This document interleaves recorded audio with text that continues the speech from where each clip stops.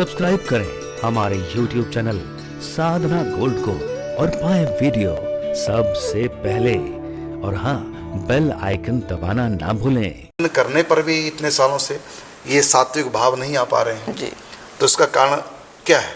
जी, यही ये अनर्थ है। अनर्थ है। 4 अनर्थ। जी जी। तो ये 4 अनर्थ कौन से हैं? एक है पाप जन्य अनर्थ, एक है जी जी अब याद आ गया जी। एक पाप जन्य अनर्थ है हाँ। और एक पुण्य जनक भी पुण्य अनर्थ जन्य है अनर्थ और एक भजन जन्य अनर्थ है हाँ, और एक और है अपराध जन्य। अपराध जन्य है जी। 4 दिन की चारों की व्याख्या करें। जी जी जी। जो ये जो पाप जनक जो अनर्थ है, माने हमने जो पहले जो पाप किए हैं पूर्व जन्मों में या इस जन्म में जो जी। पाप किए हैं तो जी। भजन करने पर वो पाप विघ्न कर रहे हैं, वो करते प्रेम को प्रकट जी।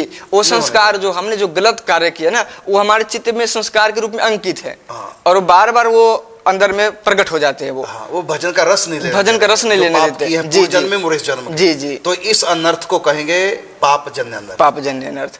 तो पाप जन्य अनर्थ समझ में आ जाता है। पाप की इसलिए भजन में विघ्न जी, पड़ जी, रहा जी, है जी। और रस नहीं आ रहा है, जी। प्रेम नहीं भगवान से हो जी, पा रहा है जी, भजन जी। करने पर भी। जी। तो पाप जन्य अनर्थ समझ में आ रहा है। लेकिन अगला जो अनर्थ है वो है पुण्य जन्य अनर्थ। ये पुण्य भी मतलब अच्छे कर्म भी भजन में विघ्न करते हैं। जी, जी, जी। ये क्या अर्थ हुआ इसका? जी, पुण्य जन अनर्थ वो है जैसे हमने पुण्य किया है हाँ। तो हमारे सामने भोग आएंगे, सुख आएंगे, सुख आएंगे, पाप पुण्यों के परिणाम स्वरूप जी सुख आएंगे। जी जी जी। और वो सुख हमको भजन में विघ्न- रजगुण में ले जाएंगे। जी जी जी। अब भोगों में फंसाएंगे, वो लालच में फंसाएंगे जी। और भजन में विघ्न पड़ेगा। और ये जो अष्ट सात्विक भाव ये फिर नहीं आ पाएगा क्योंकि भोगों में लग गए, जी, भोगों में लग जी। गए। ये पुण्यों का फल है सुख, सुख। और ये सुख भी हमारे भजन में विघ्नकारी है। विघ्नकारी है। और गजब की बात, लोग आकर के हमसे सुख मांगते हैं जबकि इसको अनर्थ मानते हैं। जबकि सुख भी अनर्थ है। तो भक्ति में, भगवत प्राप्ति में पाप जितना विघ्न करते हैं, ये पुण्य भी भक्ति में उतना ही विघ्नकारी है। क्योंकि ये सुख में फंसाते हैं, सुख वैभव में फंसाएंगे, फिर आप भजन चिंतन नहीं कर पाएंगे, रस नहीं आ पाएगा, इन्हीं में फंसे रहेंगे। तो इसको बोलते हैं पाप जन्य पुण्य जन्य अनर्थ। तीसरा अनर्थ है अपराध जन्य अनर्थ, अपराध जन्य अनर्थ। किसी ये कौन सा अपराध? तो पाप में अपराध में अंतर क्या है? 4 अपराध उसमें अनर्थों में। जी, जी। पाप भी है जी और अपराध भी है। तो पाप में अपराध में अंतर क्या है? तो जो अपराध जन्य अनर्थ है, जी, जी, तो ये कौन से अपराध? जी जी। पाप जो होता है वो साधारण जनों के साथ जो हम गलत व्यवहार करते हैं, गलत कार्य करते हैं, उसको हम पाप बोलते हैं। और जो महापुरुष है, वेरी गुड जी, जो महापुरुष है, जो भगवत जो चरणानुरागी हैं, उनके प्रति जब हम कोई गलत कार्य करते हैं तो वो अपराध माना जाता है। निंदा करते हैं, ईर्ष्या द्वेष करते हैं, तो ये अपराध, ये अपराध है। इसको महद अपराध हम औरों की निंदा चुगली करेंगे वो पाप है, वो पाप है। संतों की करेंगे तो ये अपराध है। और इससे हम भक्ति से दूर हो जाएंगे, भक्ति कर ही नहीं पाएंगे। जी, वो पहले वाला जो पाप है जी, वो भक्ति तो होने देगा, लेकिन उसमें रस नहीं आने देगा। लेकिन संतों की अवज्ञा कर दी जी, जी, तो भक्ति ही नहीं कर पाएंगे। अंदर में नास्तिकता आ जाएगी। उससे भी डेंजरस अनर्थ है। इसलिए किसी संत की, इसमें 10 नाम अपराध हैं, उसमें पहले नंबर पे संत अवज्ञा, तुरंत भवानी करे कल्याण अखिल के हानि। तो ये दंड मिलता है। भक्ति ही नहीं होने देगा, भगवान में विश्वास ही नहीं होने देगा, संतों में विश्वास नहीं होने देगा जी। तो ये है अनर्थ। तीसरा हो गया अपराध जन्य अनर्थ। जी जी। जैसे नाम का अपराध, 10 नाम अपराध, 32 सेवा अपराध, ये सब अपराध है। जी जी। तो अब इनकी चर्चा करेंगे तो बड़ा समय लगेगा। 32 अपराध, 10 नाम अपराध करेंगे कभी चर्चा की भी। लेकिन मुख्य रूप से जो धार्मिक धर्म को लेकर जो हम अपराध करते हैं ये अपराध है जी। और जो दुनिया में जो हम अपराध करते हैं इसको पाप कहते हैं। तो अपराध जन्य अनर्थ, पाप जन्य अनर्थ, पुण्य जन्य अनर्थ। अब चौथा जो अनर्थ है जी, उसमें का भक्ति जन्य अनर्थ। जी जी जी। ये क्या है? इसमें इसका अर्थ यह है कि भक्ति भी जो भक्ति करते हैं, ये भक्ति भी अनर्थ है, हमारा बेड़ा गर्क कर देती है।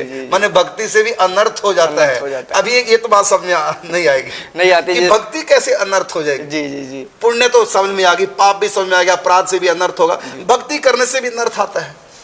भक्ति कैसे अनर्थ करेगी? भक्ति कैसे सात्विक भाव नहीं आने देगी? ये भक्ति भी भक्ति में विघ्न करती है। जी जी। माने भक्ति भी भक्ति में विघ्न करती है। अब प्रश्न है कि वो भक्ति में विघ्न कैसे करती है? अब आप बताएंगे। ये चौथा अनर्थ है। मैं भी जब प्रथम बार सुना श्रवण किया आपके मुखार बिंदु से, तो मैं भी आश्चर्यचकित हो गया कि भक्ति कैसे, भक्ति को बाधा कर रही है, कैसी बात है? भक्ति ही भक्ति होने नहीं देती।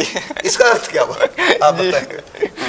जी, इसका अर्थ ये है, जब हम पूरे तीनों अपराधों से बच के जब भक्ति करते हैं तो अंदर में भजन की एक शक्ति, चेहरे पर तेज और ये सब आता है, और व्यक्ति जो है हमसे भक्त लोग प्रभावित है, जो बोलता पूरा हो जाता है भक्ति करने से। जी, इच्छाएं पूरी हो जाती हैं भक्ति करने से, वाक सिद्धि आ जाती है, अनेक प्रकार की सिद्धियां आ जाती हैं जी, और जो मन में संसार की कामना वो भी पूरी होने लग जाती है भक्ति करने से। किस आशीर्वाद देंगे, फल जाएगा, ये भक्ति का प्रताप है। दुनिया पीछे लग जाएगी, अरे बड़े सिद्ध महात्मा है, तो दुनिया पीछे लग गई। जी जी, और इस प्रकार फिर अब उसकी भक्ति से ये अनर्थ हो गया, ये सबसे ऊपर जाके अनर्थ है। तो भक्ति भी भक्ति के लिए अनर्थ है, तो क्या करें? निष्काम हो जाए। महाराज जी, ये दृष्टांत आता है, भक्ति करने वाले के भीतर यदि कामना रही तो होगा क्या? ये भक्ति हमको भगवान से दूर कर देगी। रावण भी तो भक्ति करता है, लेकिन वो कामना रखता है, इसलिए रावण की भक्ति नहीं, रावण का बेड़ा गर्क कर दिया। रावण के पास शक्ति आ गई, रिद्धियां सिद्धियां आ गई भक्ति करने से, तो उन रिद्धि सिद्धियों ने रावण का बेड़ा गर्क कर दिया। तो भक्ति भी भक्ति के लिए अनर्थ हो जाती है, लेकिन यदि हम संत का संग करें तो निष्कामता आएगी, फिर हम रिद्धियों सिद्धियों से बच जाएंगे। इसलिए यह भक्ति ही भक्ति में अनर्थ करने वाली। देखो, जैसे पेड़ की में कई विघ्न है, भेड़ बकरी गाय भैंस चर ना जाए, वो अनर्थ है। गाय भैंस जी, समझ में आती बात। अधिक पानी चला गया, अनर्थ हो गया। अधिक खाद डाल दिया, खाद भी अनर्थ। जो उसके काम आने वाली चीजें, पानी खाद, वो भी अनर्थ हो सकता है यदि सीमा से ज्यादा। लेकिन पेड़ भी पेड़ के लिए अनर्थ है।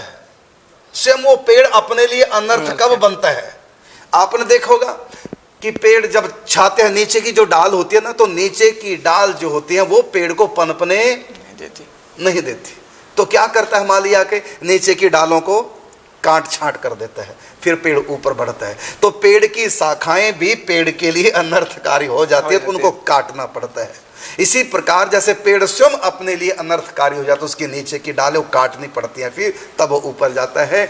इसी प्रकार भक्ति भी अपने लिए, कई बार भक्ति भी भक्ति के लिए अनर्थकारी हो जाती है।